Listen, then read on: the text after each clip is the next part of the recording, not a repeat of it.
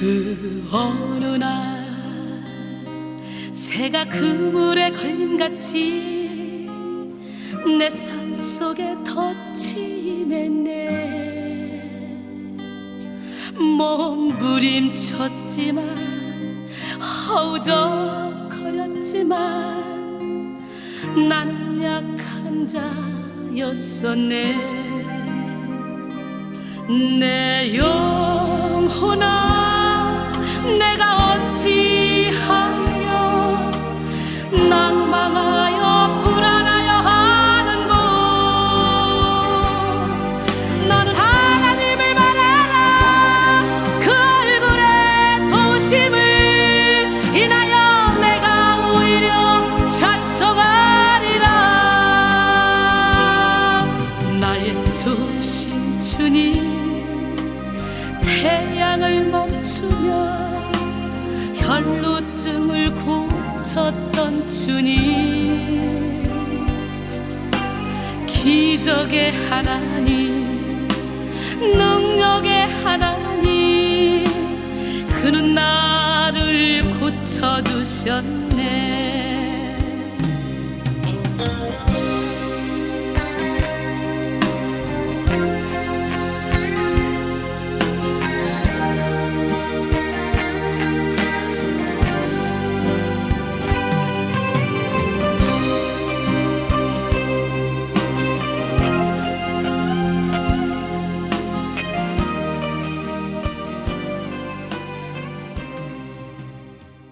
요한복음 5장 17절로 30절 말씀 함께 보겠습니다. 예수께서 그들에게 이르시되 내 아버지께서 이제까지 일하시니 나도 일한다 하시매, 유대인들이 이로 말미암아 더욱 예수를 죽이고자 하니 이는 안식일을 범할 뿐만 아니라 하나님을 자기의 친아버지라 하여 자기를 하나님과 동등으로 삼으심이로라. 그러므로 예수께서 그들에게 이르시되 내가 진실로 진실로 너희에게 이르노니 아들이 아버지께서 하시는 일을 보지 않고는 아무것도 스스로 할 수 없나니 아버지께서 행하시는 그것을 아들도 그와 같이 행하느니라. 아버지께서 아들을 사랑하사 자기가 행하시는 것을 다 아들에게 보이시고 또 그보다 더 큰 일을 보이사 너희로 놀랍게 여기게 하시리라. 아버지께서 죽은 자들을 일으켜 살리신 같이 아들도 자기가 원하는 자들을 살리시느니라. 아버지께서 아무도 심판하지 아니하시고 심판을 다 아들에게 맡기셨으니 이는 모든 사람으로 아버지를 공경하는 것 같이 아들을 공경하게 하려 하심이라. 아들을 공경하지 아니하는 자는 그를 보내신 아버지도 공경하지 아니하느니라. 내가 진실로 진실로 너에게 이르노니 내 말을 듣고 또 나 보내신 이를 믿는 자는 영생을 얻었고 심판에 이르지 아니하나니 사망에서 생명으로 옮겼느니라. 진실로 진실로 너에게 이르노니 죽은 자들이 하나님의 아들의 음성을 들을 때가 오나니 곧 이때라. 듣는 자는 살아나리라. 아버지께서 자기 속에 생명이 있음 같이 아들에게도 생명을 주어 그 속에 있게 하셨고 또 인자됨으로 말미암아 심판하는 고난을 주셨느니라. 이를 놀랍게 여기지 말라. 무덤 속에 있는 자가 다 그의 음성을 들을 때가 오나니 선한 일을 행한 자는 생명의 부활로 악한 일을 행한 자는 심판의 부활로 나오리라. 내가 아무것도 스스로 할 수 없노라. 듣는 대로 심판하노니 나는 나의 뜻대로 하려 하지 않고 나를 보내신 이의 뜻대로 하려 함으로 내 심판은 의로우니라. 할렐루야. 예, 하나님은 무능한 자에게 능력을 행하게 하시는 기적의 하나님이셔요. 난 여러분 모두가 다 이 기적의 주인공이 되길 원해요. 이 시간에는 무능자의 능력이라는 제목으로 함께 은혜를 나누겠습니다. 예수님은 하나님과 동등됨을 취할 것으로 여기지 않으시고 종의 형체를 가지고 이 땅에 오셨죠. 그리고 주님은 이 땅에 오셔서 사역하시면서 자신은 스스로 아무것도 할 수 없다는 고백을 오늘 본문에서 보니까 거듭 강조하고 있습니다. 특별히 위대한 역사를 이룬 후에는 더욱더 그러셨어요. 안식일에 38년 된 병자를 고치신 후에 하신 설교인 오늘 본문에도 예수님은 스스로 아무것도 할 수 없다고 반복해서 말씀하셨어요.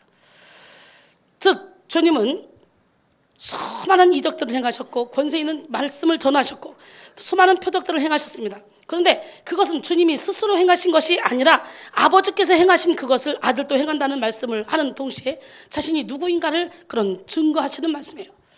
우리 하나님은 살아계십니다. 윌리엄 로는 말하기를 온전한 자기 포기는 그리스도인의 품성에서 나타나는 여러 가지 덕성들 가운데 하나님뿐이 아니라 이것이 없으면 하나님께서 그의 안에서 아무것도 하실 수 없으며 주님은 아무것도 할 수 없는 우리를 통해서 그 모든 것을 행하시는 분심을 기억하라. 그래서 절대적으로 주님을 의존해야 된다. 이렇게 말했습니다. 온전한 자기 포기, 이거는 그리스도인의 품성에서 나타나는 여러 가지 덕성들이잖아요. 난 여러분 모두가 다 여러 가지 덕성들 중에 하나인 온전한 자기 포기, 우리는 먼저 그거부터 하고 들어가야 돼요. 나를 포기하고 들어가야 돼요. 할렐루야. 나는 아무것도 할 수 없다는 것은 무능력한 자의 인생 넋두리가 아니라 내 안에서 뜻을 두시고 행하시는 하나님을 전적으로 의지하겠다는 가장 적극적인 가치관입니다. 예, 우리는 포도나무에 붙은 가지인 것을 명심하시고 모든 것을 주님께 맡기고 주님이 내 안에서 일하실 수 있도록 완전히 나를 십자가에 못 박기를 바랍니다. 그러면 주님은 우리를 통해 놀라운 일을 행하시죠. 고린도서 3장 1절로 5절까지 쭉 보니까 너희가 그리스도와 함께 다시 살리심을 받았으면 위의 것을 찾으라. 거기는 그리스도께서 하나님 우편에 앉아 계시냐. 위의 것을 생각하고 땅의 것을 생각하지 말라. 이는 너희가 죽었고 너희 생명이 그리스도와 함께 하나님 안에 감추어졌습니다. 그러면 언제 나타나? 예수 그리스도께서 나타나시 그때 너희도 영광 중에 그와 함께 나타나리라. 내가 예수와 함께 죽기만 하면 예수님이 나를 통해 일하신다는 거지. 그렇기 때문에 땅에 있는 지체를 죽이라. 곧 음란과 부정과 사욕과 가정과 탐심이니 탐심은 우상숭배니라 그랬어요. 기적의 하나님, 능력의 하나님, 살아계신 하나님이 오늘 이 시간에 사랑하는 내 딸아, 사랑하는 내 아들아, 네가 나와 함께 다시 살리심을 받았으면 제발 부탁인데 육신의 정욕, 암흑의 정욕, 이 생의 사랑을 따라가지 말고 위의 것만 바라봐. 위의 것. 내가 너를 통해 일할 거야. 그 주님의 음성을 듣기를 바랍니다. 저는 이 자리에 모인 여러분 모두가 이렇게 주님과 같이 나는 스스로 아무것도 할 수 없습니다. 나는 스스로 아무것도 할 수 없는 연약한 존재입니다. 이런 신앙 고백을 할 수 있기를 바랍니다. 참된 능력의 길, 참된 복된 길, 나는 뭐든지 할 수 있어. 이것이 아니에요. 복된 길은, 능력의 길은 나는 아무것도 할 수 없어. 나는 무능한 자야. 난 스스로는 어떤 것도 할 수 없어. 오직 예수 안에 있을 때만 나는 모든 것을 할 수 있어. 예, 그래서 참된 신앙인은 뭐라고 말하냐? 나는 할 수 있다. 하면 된다. 이렇게 말하지 않습니다. 나는 할 수 없어. 나는 아무것도 할 수 없어. 오직 주님만이 하실 수 있어. 그러게 난 주 안에서 무엇인지 할 수 있어. 그래서 빌립보 4장 13절에 내게 능력 주시는 자 안에서 내가 모든 것을 할 수 있느니라. 할렐루야. 스가랴 4장 6절에 보니까 그가 내게 대답하여 이르되 여호와께서 스룹바벨에게 하신 말씀이 이러하니라. 만군의 여호와께서 말씀하시되 이는 힘으로 되지 아니하며 등으로 되지 아니하고 오직 나의 영으로 되느니라. 이 진리는 사람으로 오신 하나님의 아들 예수 그리스도에게도 그대로 적용됐습니다. 하물며 하나님의 아들이 된 우리에게 달리 말할 필요가 없잖아요. 우리는 오직 성령의 사람이 돼서 내 힘이 아닌 성령의 힘으로 살아야 돼요. 하나님의 일은 오직 하나님의 영으로만 하는 거예요. 하나님의 능력은 내가 무능할 때 나타납니다. 하나님의 지혜는 내가 미련할 때 나타납니다. 그러므로 이 시간 나의 지혜와 나의 능력을 십자가에 다 못 박고 오직 성령의 능력과 지혜로 살아가는 그런 지혜로운 성도가 다 되기를 원합니다. 고린도전서 1장 25절에 보니까 하나님의 어리석음이 사람보다 지혜롭고 하나님의 약하심이 사람보다 강하니라 그랬어요. 갈라디아서 2장 20절에 보니까 내가 그리스도와 함께 십자가에 못 박혔나니 그런즉 이제는 내가 사는 것이 아니오 오직 내 안에 그리스도께서 사신 것이라. 이제 내가 육체 가운데 사는 것은 나를 사랑하사 자기 자신을 버리신 하나님의 아들을 믿는 믿음 위에서 사는 것이라. 이 고백이 여러분의 고백이 돼야 돼요. 예, 우리가 이 찬양 참 많이 부르죠. 이 찬양의 가사 속에 내가 풍덩 들어가서 이 고백을 여러분의 고백으로 올려드릴 때 우리 하나님은 나를 통해 무능한 나를 통해 능력을 행하실 줄로 믿습니다. 할렐루야. 내가 그리스도와 함께 십자가에 못 박혔나니 그런즉 이제 내가 산 것 아니요 오직 내 안에 예수께서 사신 것이라. 이제 내가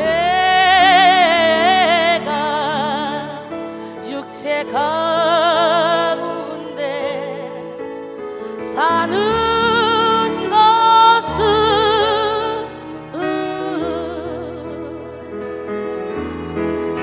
나를 사랑하사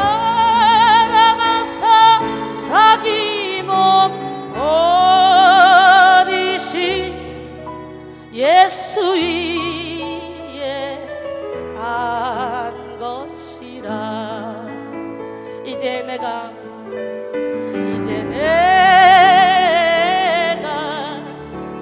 육체 가운데 사는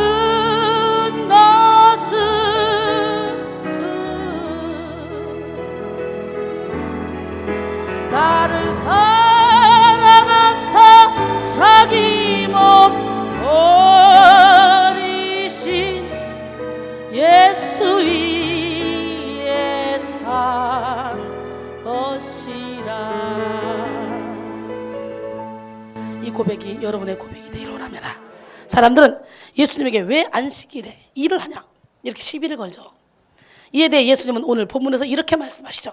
예수께서 그들에게 이르시되 내 아버지께서 이제까지 일하시니 나도 일한다. 또 다른 성경 본문에서는 예수님이 뭐라고 하죠? 내가 안식일의 주인이다 라고도 말씀하시죠. 여러분, 모든 유대인들은 모세오경을 비롯한 율법을 통해 하나님은 안식일에 일하지 않는 것으로 알고 있었기 때문에 그들은 도대체가 이 주님이 하시는 일을 이해할 수가 없었어요. 그래서 시비를 겁니다.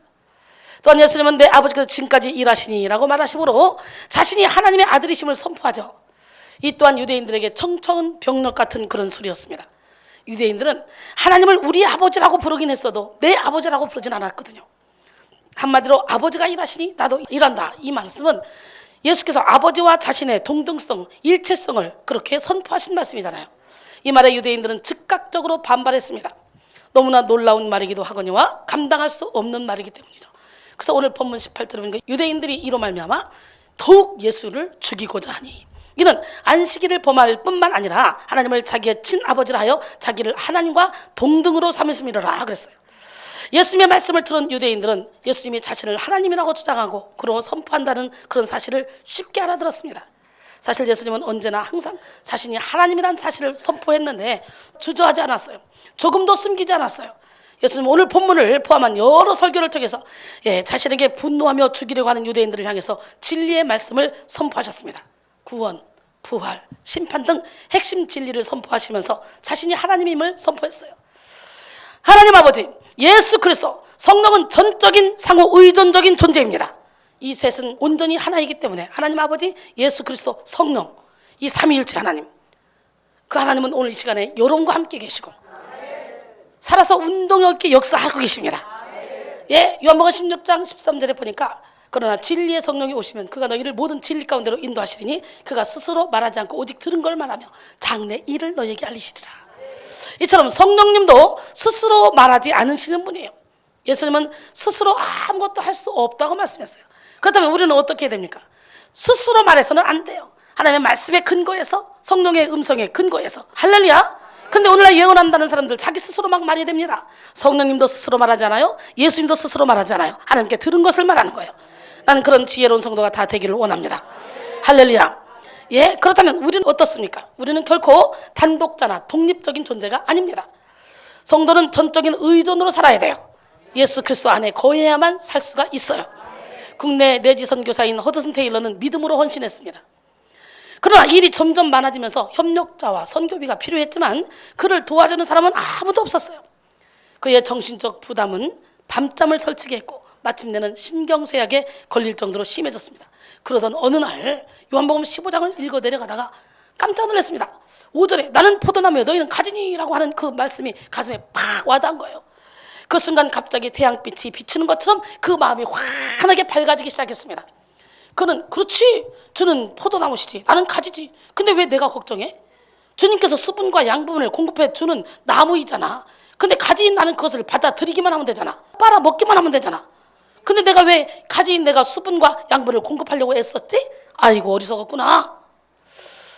주님, 이 시간부터는 염려와 걱정과 근심을 주님께 완전히 맡기겠습니다. 책임져 주시옵소서.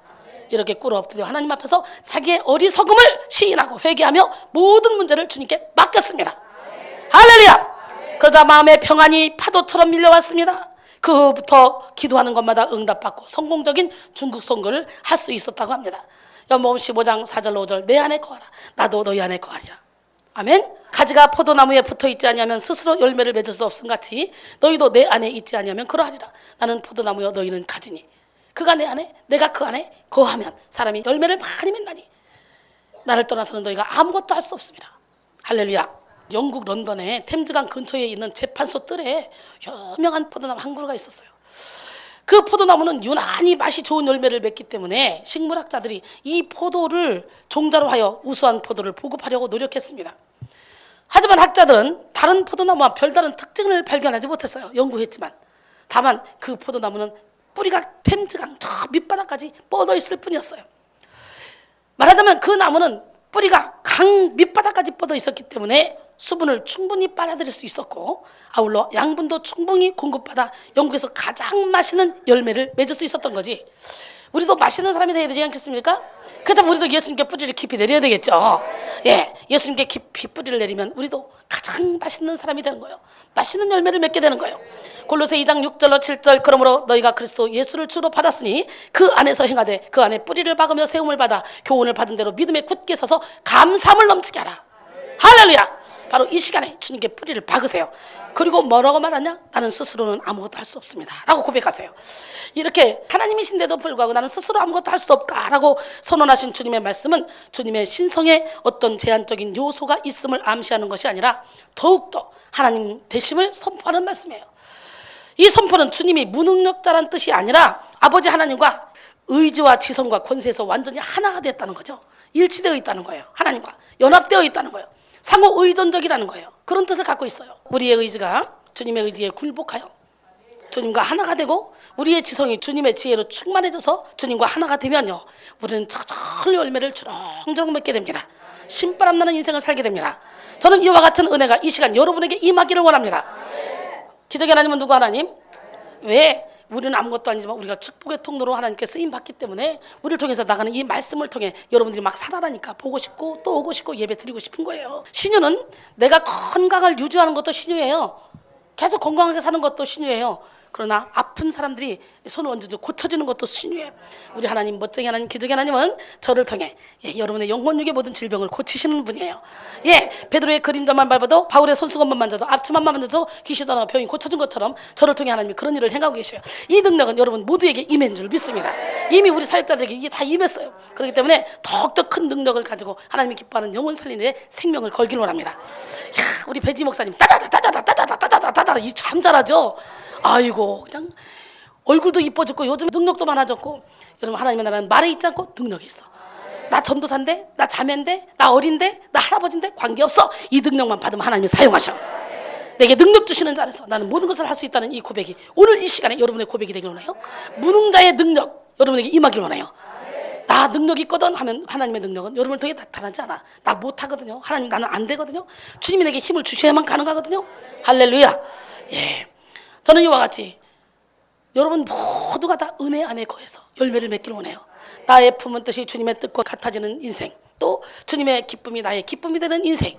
할렐루야. 주님의 모든 것이 나의 모든 것이 되는 그런 인생, 오직 나는 죽고 예수로 사는 인생. 이런 인생에는 기적이 일어나요. 난 여러분 모두가 기적의 주인공이 되길 원해요. 예수님이 나의 전부가 되는 인생을 살면 나는 스스로 아무것도 할 수 없지만 나를 강하게 하시는 그리스도를 통해서 나는 모든 것을 할 수 있어요. 이런 고백을 하게 되는 거예요. 이것이 바로 무능자의 능력이야. 즉 인간이 지닐 수 있는 가장 위대한 능력이라고 할 수 있죠. 그래서 예수 안에 딱 들어오기만 하면 어떤 역사가 일어나? 고린도서 6장 8절로 10절 우리는 속이는 자 같으나 참되고 무명한 자 같으나 유명한 자요 죽은 자 같으나 보라 우리가 살아있고 징계를 받는 자 같으나 죽음을 당하지 아니하고 근심하는 자 같으나 항상 기뻐하고 가난한 자 같으나 많은 사람을 부욕해 하고 아무것도 없는 자 같으나 모든 것을 가진 자니라. 믿으십니까? 기적의 하나님, 능력의 하나님, 살아계신 하나님, 그 하나님 손에 여러분 온전히 붙들리길 원합니다. 그래서 언제나 어디서나 무엇을 하든 간에 주님 주시는 그 힘으로 어디서든지 머리가 되고 꼬리가 되지 않기를 바랍니다. 예수님이 하나님의 아들이요 하나님이란 증거가 어디 있어요? 오늘 보니까 요한복음 5장 20절로 21절 본문에 아버지께서 아들을 사랑하사 자기가 행하시는 것을 다 아들에게 보이시고 또 그보다 더 큰 일을 보이사 너희로 놀랍게 여기게 하시리라. 아버지께서 죽은 자들을 일으켜 살리신 같이 아들도 자기가 원하는 자들을 살리시니라 그랬어요. 부활의 능력은 오직 하나님의 권능이기 때문이죠. 고린도서 15장 45절에 보니까 기록된 바 첫사람 아담은 생명이 되었다함과 같이 마지막 아담은 살려주는 영이 되었나니. 주님은 생명이요 부활이십니다. 그러므로 누구든지 주님을 믿기만 하면 일으킴을 받습니다. 주님이 결박당하실 때 이미 저와 여러분의 모든 죄는 끝났습니다. 주님이 매 맞고 능력 당하실 때 우리의 영혼육의 모든 질병은 다 끝났습니다. 믿으십니까? 그 기적의 하나님은 누구 하나님?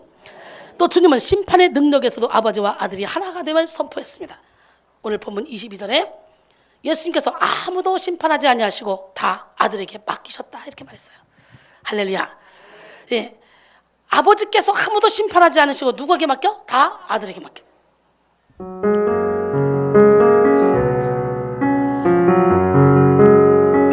주님이 결박당하실 때에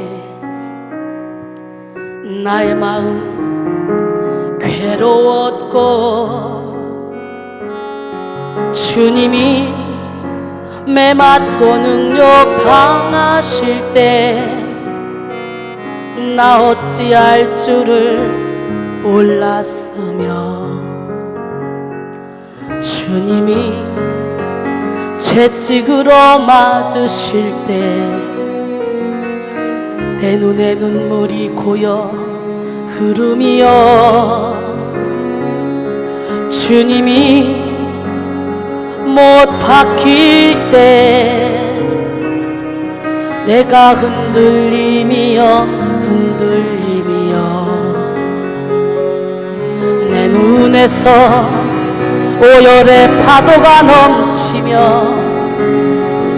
나의 마음 걷잡을 수 없어라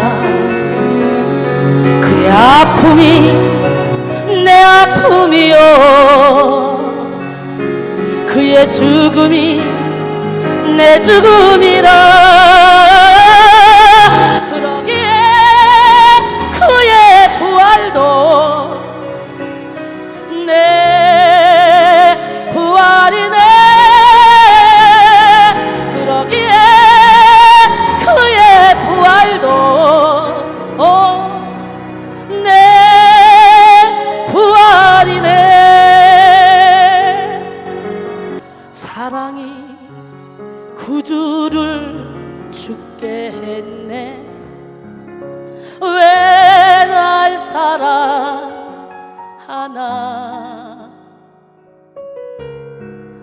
겸손히 십자가 지시었네 왜 날 사랑하나 왜 날 사랑하나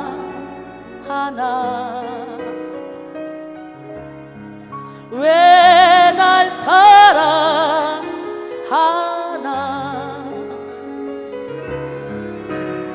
왜 주님 갈보리 가야 했나 왜 날 사랑하나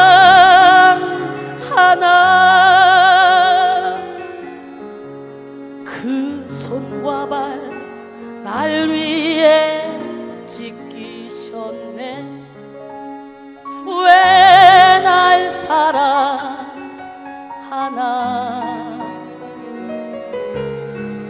고난을 당하여 구원했네 왜 날 사랑하나 왜 날 사랑하나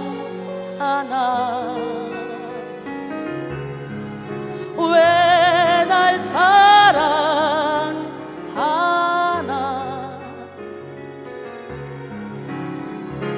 왜 주님 갈보리 가야 했나 왜 날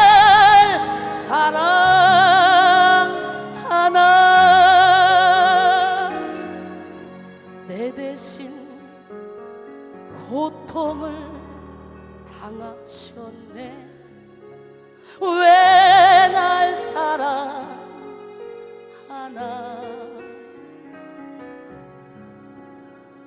죄 용서 받을 수 없었는데 왜 날 사랑하나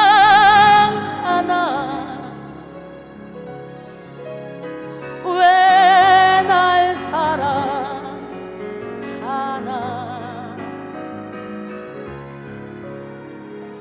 왜 날 사랑하나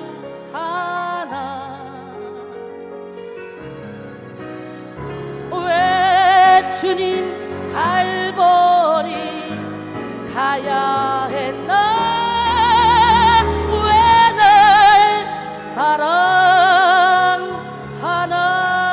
사랑하나 그 주님 계신 영광의 나라 가기 위해서 기름 등불 준비하셨나요? 영생을 얻으려면 하나님의 아들 예수 그리스도를 믿어야만 합니다. 입술로만 믿는 것이 아니라 온 몸과 마음과 정성을 다해서 믿어야 돼요. 예, 요한복음 5장 24절 26절 오늘 본문이죠. 내가 진실로 진실로 너에게 이르노니 내 말을 듣고 또 나 보내신 이를 믿는 자는 영생을 얻었고 심판에 이르지 아니하나니 사망에서 생명으로 옮겼느니라. 진실로 진실로 너에게 이르노니 죽은 자들이 하나님의 아들의 음성을 들을 때가 오나니 곧 이때라. 듣는 자는 살아나리라. 아버지께서 자기 속에 생명이 있음 같이 아들에게도 생명을 주어 그 속에 있게 하셨다 그랬죠. 예, 하나님 안에는 생명이 있습니다. 주님 안에도 바로 생명이 있죠. 주님이 우리 안에 거하시다면 우리 안에도 생명이 있죠. 모든 생명은 생명이신 하나님으로부터 나옵니다. 하나님은 이 생명을 자신의 피조물들에게 다 나누어 주십니다. 하나님 없이는 생명이 없으며 하나님으로부터 나지 않는 생명은 없습니다. 여기서 아버지께서 아들에게 생명을 주신 것은 하나님 아버지께서 피조물들에게 생명을 나누어 주신 것이 아니라 생명으로 삼으셨다는 생명으로. 요한복음 1장 1절로 4절 보니까 태초에 말씀이 계시니라. 이 말씀이 하나님과 함께 계셨으니 이 말씀은 곧 하나님이시라. 그가 태초에 하나님과 함께 계셨고 만물이 그로 말미암아 지은 바 되었으니 지은 것이 하나도 그가 없이는 된 것이 없느니라. 그 안에 생명이 있었으니 이 생명은 사람들의 빛이라 그랬어요. 부활에는 두 가지 부활이 있습니다. 본문 24, 25절에서 말씀하시는 현재적 부활이 있고요. 28, 29절에서 말씀하시는 마지막 때의 부활이 있습니다. 현재적 부활은 예수님께서 십자가에 못 박혀 죽으심으로 속죄의 제물이 되셔서 이루신 은혜죠. 이는 하나님께서 죄인이 당해야 되는 모든 고난과 멸시를 다 당하시고 죄인의 죽음을 담당하신 그런 감히 헤아릴 수 없는 값비싼 은혜죠. 근데 이 값비싼 은혜를 우리는 값없이 주님께로부터 받았어요. 은혜로. 값없이 받은 이 은혜로 영이 살아있는 사람은 이미 영의 부활을 경험한 사람이죠. 할렐루야. 영의 부활을 경험한 사람은 그들 영혼과 삶의 주인이 바뀌는 거예요. 육신에 속한 옛사람은 사탄이 주인이었지만 영에 속한 새 사람은 바로 하나님이 주인 된다는 거예요. 에베소 2장 1절로 6절 보니까 그는 허물과 죄로 죽었던 너희를 살리셨도다. 그때 너는 그 가운데서 행하여 이 세상 풍조를 따르고 공중의 권세 잡은 자를 따랐으니 곧 지금 불순종의 아들들 가운데 역사하는 영이라.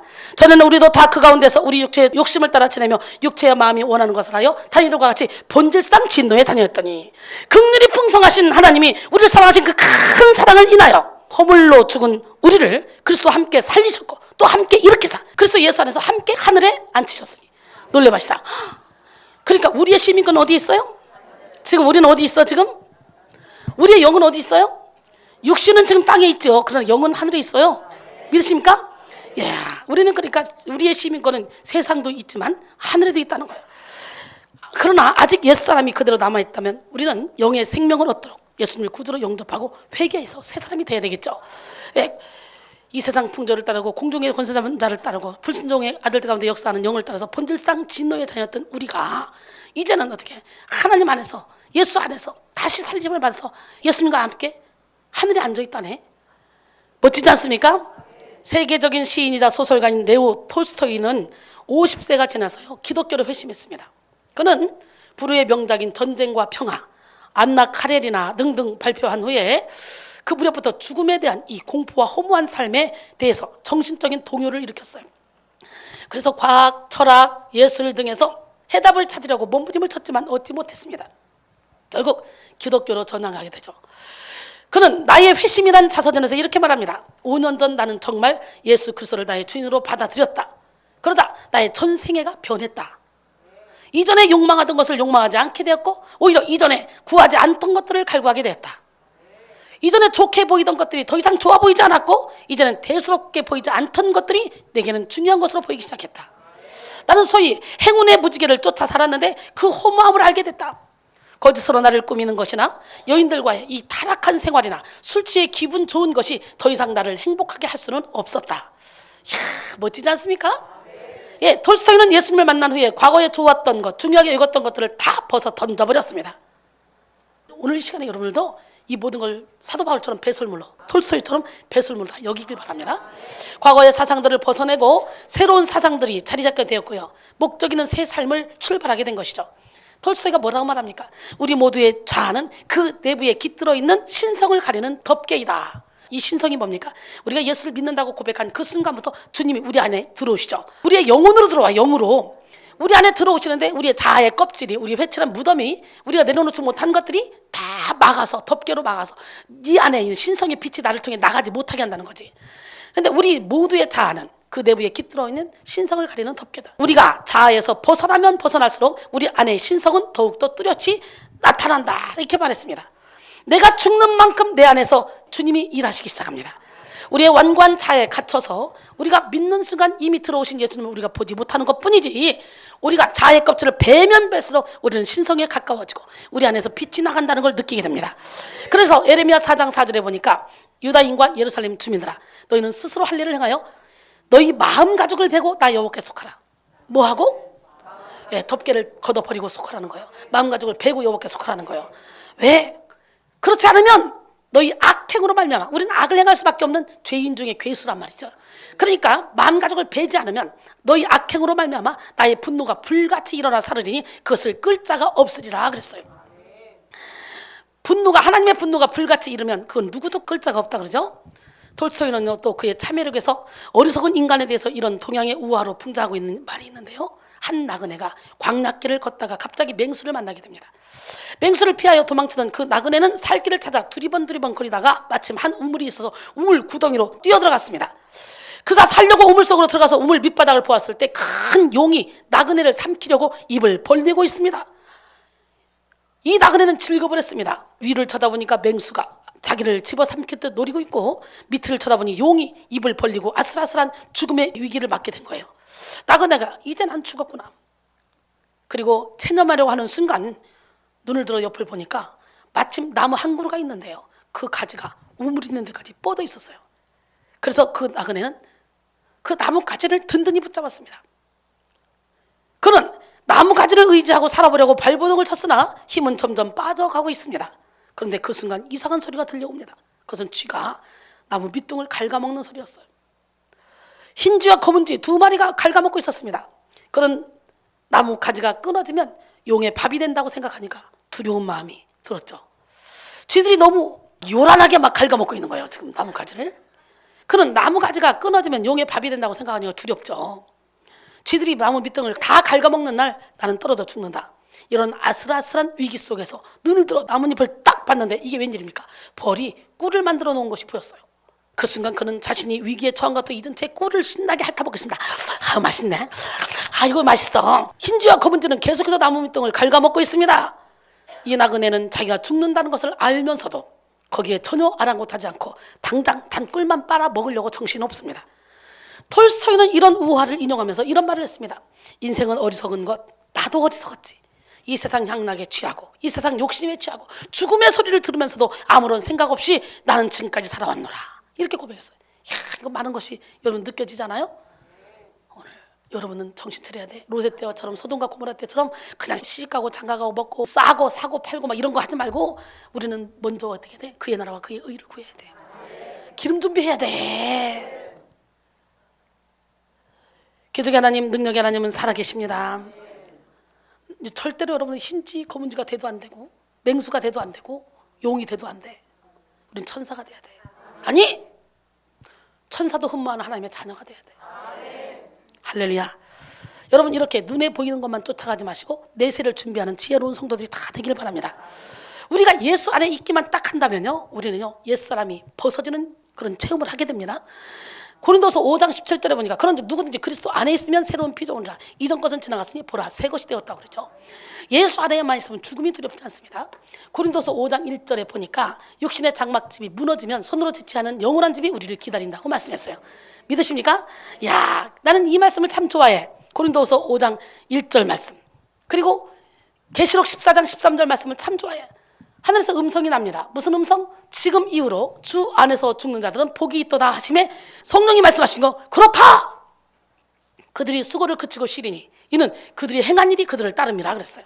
그러니까 죽음도 주 안에 들어오면 겁날 게 없다는 거. 지금 이후로 주 안에서 죽는 자는 복이 있대. 주 안에 있느냐 주 밖에 있느냐 이것이 문제지. 근데 평생 신앙생활 한다고 와서 할렐루야 하지만 자아가 내려놔져? 자아의 껍질이 벗겨져? 정말 이 자존심 십자가에 못 박고 오로지 하나님의 영광만 위해서 살아? 예수의 성품을 닮아서 이웃을 내 몸처럼 사랑하고 있어? 그런 사람들 별로 많지 않아. 왜? 끊임없는 자신과의 싸움이 필요해. 끊임없는 영적 전쟁이 필요해. 할렐루야. 기적의 하나님은 누구 하나님? 그러므로 부활의 새 사람을 입기 위해서는 육신을 따르는 옛사람을 벗어내려는 그런 결단이 있어야 돼.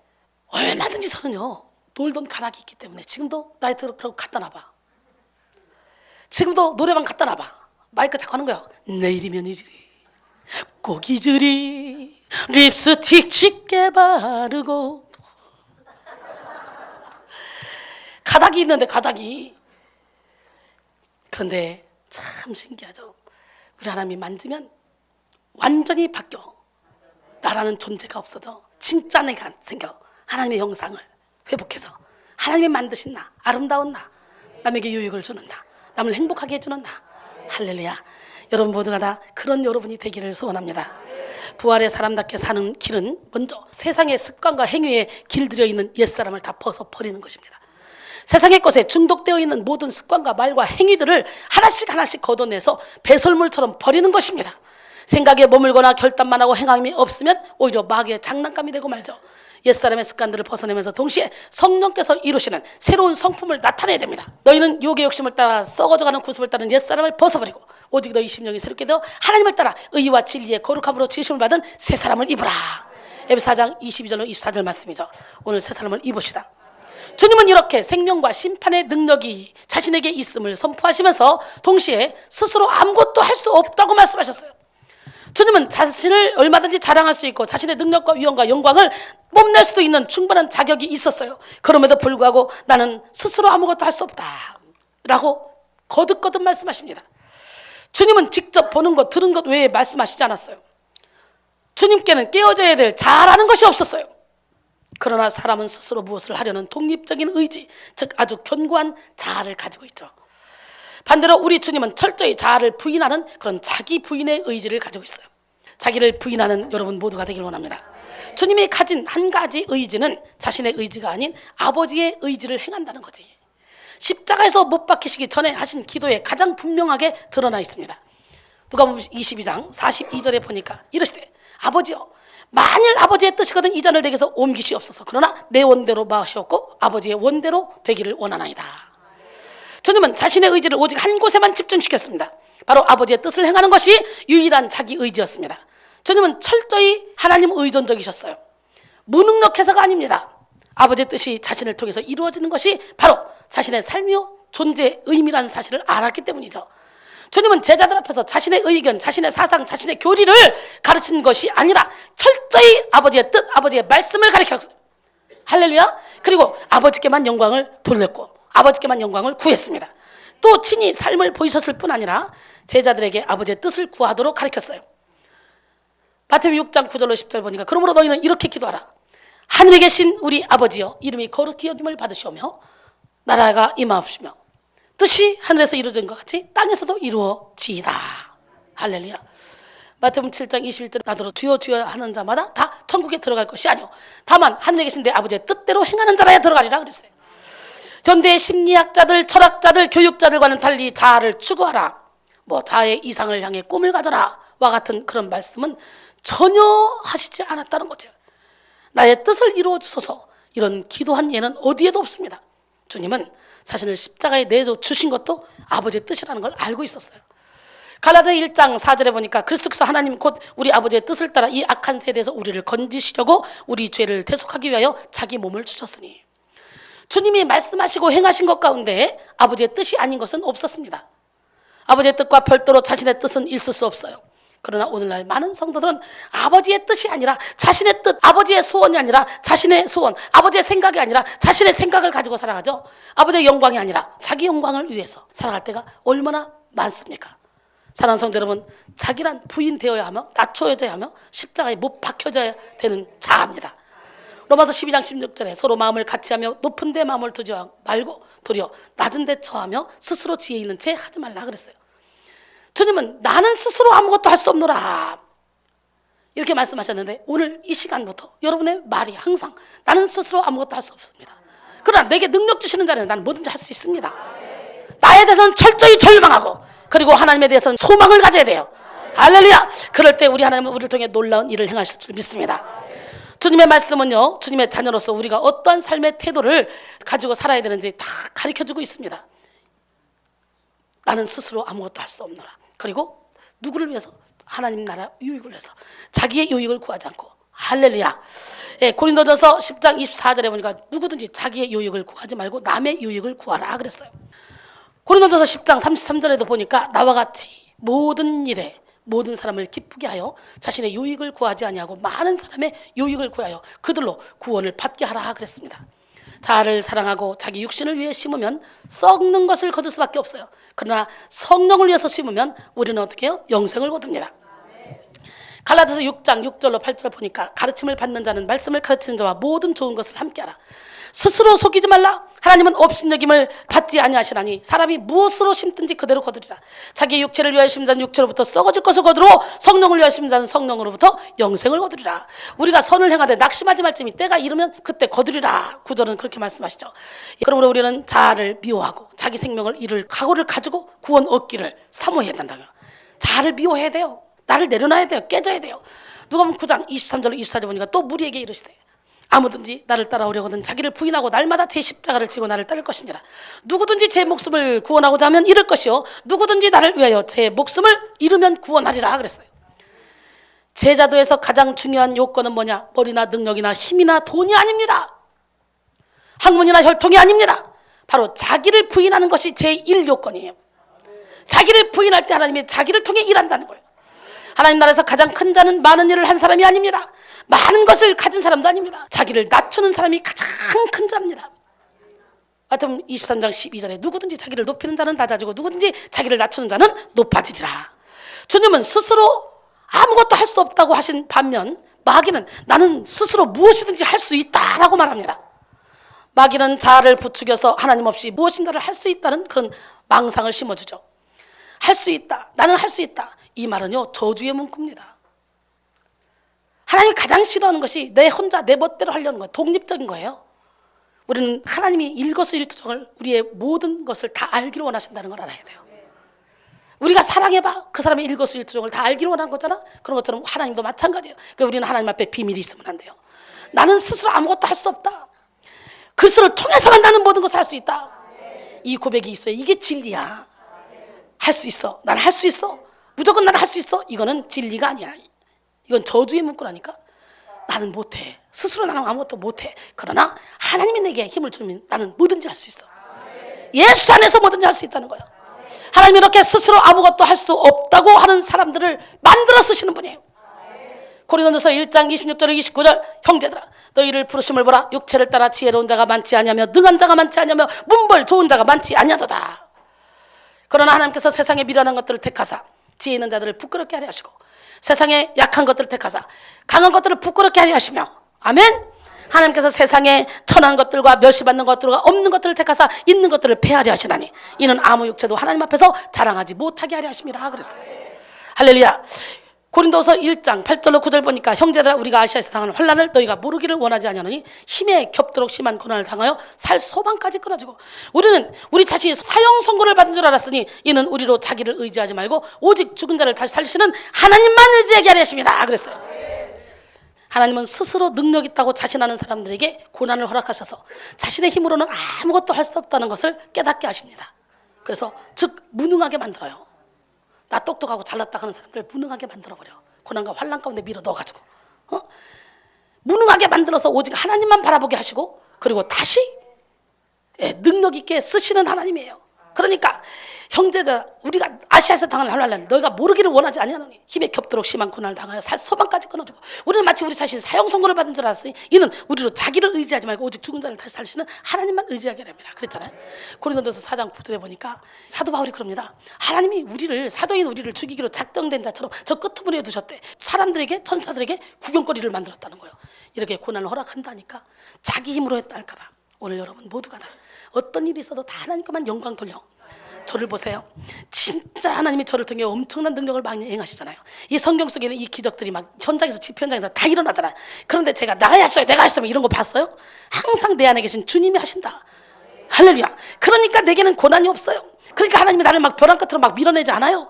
처음 시작할 때만 하나님 믿을 때만 귀신 장난 때문에 벼랑 끝에 가 있어서 하나님을 믿었지 그 이후부터는 항상 탄탄대로 했어요. 하나님께 붙들림 받고 이 일을 갈 때도 한 번도 업앤다운이 돼본 적이 없어요. 이 일을 해야 되겠다 안 해야 되겠다 해야 되겠다 안 해도 해본 역사가 없어요. 그냥 고 얼마나 행복하게 이 사역을 하고 왔는지 몰라요. 그래서 나는 주의 종의 자리가 최고의 기쁨의 자리고 최고의 감사한 자리고 행복한 자리다. 예, 제가 그림을 얘기를 항상 합니다. 기적의 하나님 누구 하나님? 기적의 하나님은 살아계신데요. 육의 눈으로 보면 능력 있는 사람을 무능하게 만들어서 다시 능력 있게 쓴다는 것은 이해가 잘 되지 않죠. 얼마나 비효율적입니까? 원래 능력 있는 사람을 기어코 무능력에게 만들어서 다시 능력 줘서 쓰신다. 진짜 쓸데없는 일 같잖아. 그러나 이 세상에서 자신을 의지하고 자신의 능력을 따라 살아가는 것은 곧 죽음의 길로 가는 것이기 때문에 하나님은 우리가 오직 하나님만 바라보게 하기 위해서 고난을 허락하시고 고난 당할 때 우리에게 부르짖게 하시고 우리가 부르짖을 때 찾아오셔서 약할 때 강함 주신 하나님, 그 능력의 하나님을 만나게 하십니다. 그러니까 사도 바울도 그렇죠. 여러 계시를 받은 것이 지극히 크므로 너무 자만하지 않게 하시려고 내 육체에 가시 곧 사탄의 사자를 주셨으니 이는 나를 쳐서 너무 자만하지 않게 하려 하십니다. 이것이 내게서 떠나가게 하기 위하여 내가 3번 주께 간구하였더니 나에게 이르시기를 내 은혜가 내게 족하도다. 이는 내 능력이 약한 데서 온전해짐이라 하신지라. 그러므로 도리어 크게 기뻐함으로 나의 여러 약한 것들에 대하여 자랑하리니 이는 그리스도의 능력이 내게 머물게 하려 함이라. 그러므로 내가 그리스도를 위하여 약한 것들과 능력과 궁핍과 박해와 곤고를 기뻐하나니 이는 내가 약한 그때 강함이라 그랬어요. 할렐루야. 예, 기적의 하나님, 능력 하나님, 누구 하나님? 고린도서 12장 7절로 10절 말씀이죠. 그 다음에 고린도전서 15장 10절에 보니까 그러나 내가 나 된 것은 하나님의 은혜로 된 것이니 내게 주신 그 은혜가 헛되지 않아요. 내가 모든 사람보다 더 많이 수고하였으나 내가 한 것이 아니오 오직 나와 함께 하신 하나님의 은혜로라 그랬어요. 하나님이 이 땅에 떨어져 죽을 때까지 하나님은 햇빛을 쨍쨍하게 내리쬐일 뿐입니다. 반석이 깨어질 때 생수가 나오듯이 인간적인 육신의 교만과 자기 과신이 깨어질 때 하나님의 역사는 인간을 통해 나타납니다. 그러므로 우리는 항아리 미라이 되어 땅에 떨어져 죽어야 됩니다. 그럴 때 많은 열매를 맺게 됩니다. 결론적으로 이 시간 우리 모두 무능자에게 능력을 행하게 하시는 하나님, 그 하나님 앞에 빨리 깨지고 부서집시다. 하나님의 큰 역사에 동참하여 열매 맺읍시다. 하나님이신 예수님도 스스로는 아무것도 할 수 없다고 말씀하신 걸 보면 우리가 어떻게 감히 나 할 수 있어라고 말할 수 있겠습니까? 예, 그렇기 때문에 우리도 오직 하나님만 뜻만 구하고 하나님의 능력만 구하고 하나님의 능력에 의해서만 일을 할 수 있기를 바랍니다. 그래서 우리 영혼의 샘, 우리 백성교회를 통해서 물이 바다 덮은 같이 여호와의 영광이 확 죽어가는 많은 영혼 전 세계에 비춰지기 바랍니다. 옆 사람한테 당신은 빛입니다. 당신은 소금입니다.